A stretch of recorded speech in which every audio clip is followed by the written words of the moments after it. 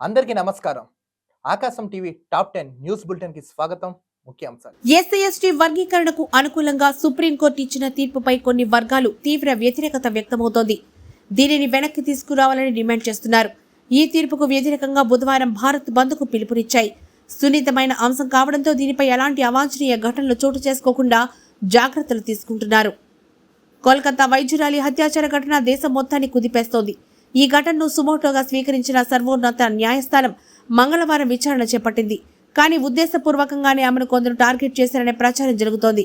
విరామం లేకుండా వరుస పెట్టి షిఫ్ట్లు చేసి ఆమెను టార్చర్ చేశారని తోటి వైద్యులు కూడా చెప్పడం గమనార్హం. ఈ ఘటనపై సుప్రీంకోర్టు విచారణలో కీలక వ్యాఖ్యలు చేసింది. పోలీసులు, ఆసుపత్రి అధికారులు తీరుపై అనుమానం వ్యక్తం చేసింది. కేంద్ర ప్రభుత్వం వంట గ్యాస్ సిలిండర్ ధరల్ని ఒకేసారి పెద్ద మొత్తంలో తగ్గించిన సంగతి తెలిసిందే. గత ఏడాది రాఖీ, ఈ ఏడాది మహిళా దినోత్సవం సందర్భంగా 2 విడతల్లో సిలిండర్పై 300 రూపాయలు తగ్గించింది. దీంతో చాలా వరకు ఊరట కలిగింది. అయితే ఇదే సమయంలో కేంద్ర ఉజ్వల సిలిండర్లపైన ప్రకటన చేసింది. అదనంగా 75 లక్షల ఫ్రీ కనెక్షన్స్ ఇవ్వనున్నట్లుగా తెలిపింది. ఆకాశానికి చిల్లు పడిందగా అన్నట్లుగా హైదరాబాద్ అంతటా కుండపోత వర్షం కురుస్తోంది. అర్ధరాత్రి తర్వాత మొదలైన వాన ఇంకా కురుస్తూనే ఉంది. దీంతో నగరంలోని రోడ్లన్నీ జలమయమయ్యాయి. మరి కొన్ని గంటల పాటు సిటీలో వర్షం కురిసే ఛాన్స్ ఉందన్నారు. ఇక ద్రోణి ప్రభావంతో తెలంగాణ అంతటా భారీ వర్షాలు కురుస్తాయని వాతావరణ శాఖ అధికారులు తెలిపారు. సచివాలయం ముందు ఏర్పాటు చేసే రాజీవ్ గాంధీ విగ్రహాన్ని తాము అధికారంలోకి రాగానే తొలగిస్తామని కేటీఆర్ చేసిన కామెంట్లపై సీఎం రేవంత్ గట్టిగా కౌంటర్ ఇచ్చారు. దమ్ముంటే ఆ విగ్రహాన్ని టచ్ చేసి చూడాలన్నారు. బీఆర్ఎస్ నేతలకు అధికారం పోయినా బలుపు తగ్గలేదని మండిపడ్డారు. రాఖీ పౌర్ణమి తెలంగాణ ఆర్టీసీకి కాసుల వర్షం కురిపించింది.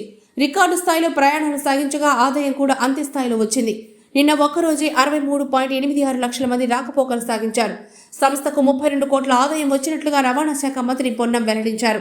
సచివాలయం ముందు ఏర్పాటు చేసే రాజీవ్ గాంధీ విగ్రహాన్ని తాము అధికారంలోకి రాగానే తొలగిస్తామని కేటీఆర్ చేసిన కామెంట్లపై సీఎం రేవంత్ గట్టిగా కౌంటర్ ఇచ్చారు. దమ్ముంటే ఆ విగ్రహాన్ని టచ్ చేసి చూడాలన్నారు. బీఆర్ఎస్ నేతలకు అధికారం పోయినా బలుపు తగ్గలేదని మండిపడ్డారు. ఏపీలో ఉచిత డిఎస్సి శిక్షణ ఇస్తామన్నారు మంత్రి స్వామి. ఉపాధ్యాయులు విద్యార్థులను సొంత పిల్లల్లాగా చూసుకోవాలని, విద్యార్థులపై నిరంతర పర్యవేక్షణ ఉండాలన్నారు. అంబేద్కర్ ఓవర్సీస్ విదేశీ విద్యను పునరుద్ధరిస్తామని హామీ ఇచ్చారు. ఏ సౌకర్యాలని రోజుల్లోనే కష్టపడి చదివి అంబేద్కర్, జగజీవన్ రామ్ మహనీయులు అయ్యారని కొనియాడారు. ప్రతి హాస్టల్లో అంబేద్కర్, జగజీవన్ రామ్ ఫోటోలుండాలని, వారి స్ఫూర్తిని ఉపాధ్యాయులు విద్యార్థులకు తెలియజేయాలని సూచించారు. మాజీ మంత్రి పెద్దిరెడ్డి రామచంద్రారెడ్డి అన్నంత పనిచేశారు. చెప్పినట్లుగానే వాళ్ళందరికీ పరువు నష్ట నోటీసులు పంపించారు. ఏకంగా 100 కోట్లు చెల్లించాలని ఆ నోటీసుల్లో పేర్కొన్నారు.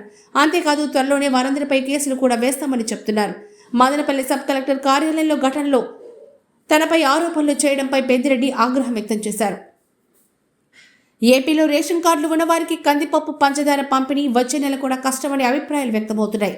తాజా పరిణామాలను బట్టి చూస్తే సెప్టెంబర్ నెల కూడా కష్టమే అంటున్నారు. టెండర్లు ఆలస్యం కావడంతో పాటుగా ఇతర కారణాలతో మరోసారి వాయిదా పడుతుందంటున్నారు. 2 నెలలుగా ప్రభుత్వం కసరత్తు చేస్తోంది. అయితే ఈ ప్రక్రియ ఆలస్యమైంది. ఆర్థికంగా కష్టాల్లో ఉన్న ఏపీకి కేంద్రం శుభవార్త చెప్పింది.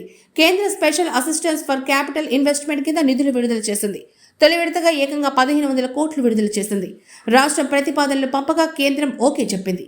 ఈ మేరకు తొలి విడత నిధులు కూడా విడుదలయ్యాయి. కష్టకాలంలో ఉన్న ఏపీకి కేంద్రం నుంచి ఇది గుడ్ న్యూస్ అనే చెప్పాలి. తదుపరి తాజా వార్తల కోసం నిరంతరం చూస్తున్నానండి ఆకాశం టీవీ.